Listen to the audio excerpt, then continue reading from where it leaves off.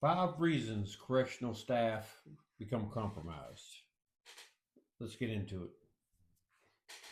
Over my years in corrections, I've always wondered or discussed about how people get compromised. Here's the 5 things that are in the top 5 of why people get compromised when they're working in a prison. Number one usually is just being bribed. Money can make people do strange things.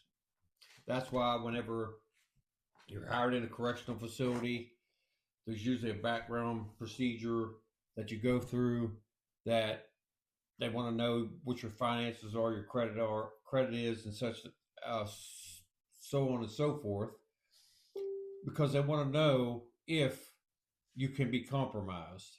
They want to know if you are susceptible to that. A lot of times they do a psychological evaluation because there's certain traits and certain types of personality types that are more vulnerable to being compromised. If you have personal issues, if you have financial strains, it's easy for an inmate to grab a hold of that and then offer you $500, $1,000 to bring drugs in, bring a cell phone in, or whatever.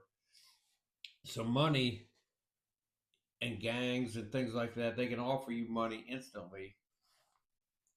And with Cash App, different ways to move money around, it's even easier nowadays than it was before. Another way that people get compromised, the number 2 reason on my list, is just fear and intimidation. Sometimes people get into corrections for the money. Sometimes people get into corrections because it's a good job with some benefits. It's either state or federal. Uh, so you have good benefits, but you might not be the person for that job. And inmates can sense fear. Inmates can sense when people are scared. They they know that they can intimidate you, and a lot of times people, receive threats against their family, or inmates might seize on and tell them, if you don't do this, we're going to send somebody to your house and hurt your family and different things like that. And if you're not built for that type of work, if you're not built to be able to withstand those types of pressures, then you may be compromised. Um, Number 3 on this list is just playing out manipulation and relationships that officers, guards, whatever you want to call them, staff, get into relationships with inmates that they shouldn't. They talk about things they shouldn't talk about. There's a male female dynamic, um, and you got to be careful about exposing yourself to those things and making yourself vulnerable. You talk about having a bad relationship at home with your husband or your wife. You talk about just things that you shouldn't talk about, because the whole art of manipulation is finding out your weaknesses and then pouncing on your weaknesses. That's what inmates do. Inmates will find whatever weakness there is and pounce on it. A lot of times in male prisons, um, the inmates will pick some woman who may be overweight or maybe have low self-esteem, and they'll manipulate her and tell her, how beautiful she is, and give her the attention she's not getting at home. And then they manipulated her into doing something that she shouldn't do.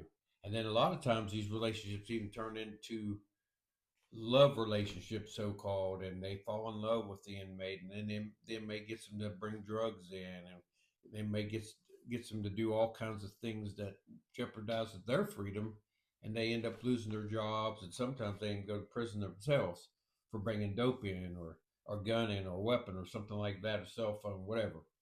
So manipulation and relationships is number 3 on my list. Number 4 on my list is just the flat burnout and stress. A lot of long hours. The pay a lot of times in a lot of states is not good. The lack of support from officers or administration, and just they just end up making bad choices just because you're burnt out, you're tired.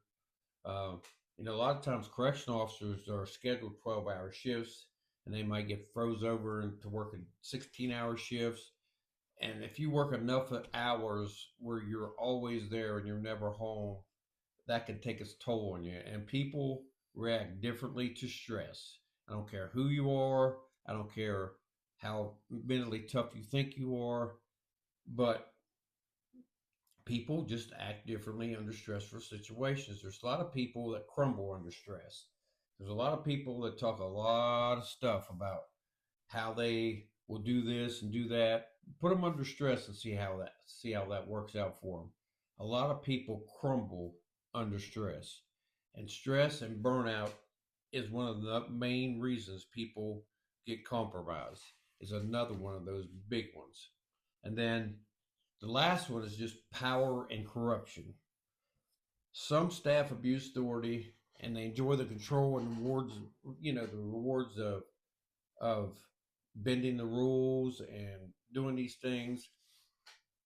And when you take and get to the place where you think you're God and you think that you know, you have all this power and control over these guys can walk you right into a trap.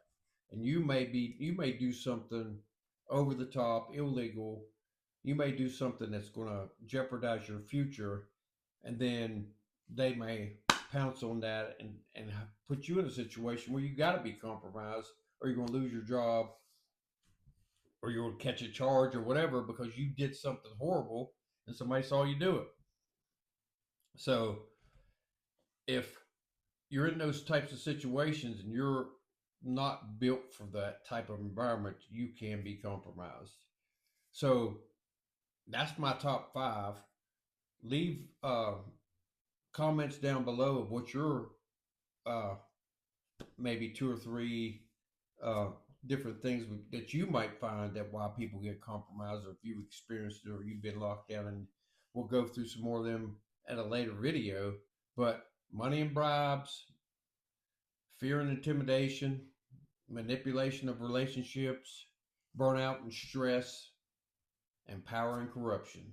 That's my top five. Let's see what you come up with. And just always remember, whatever you're doing in life, always stay on the other side.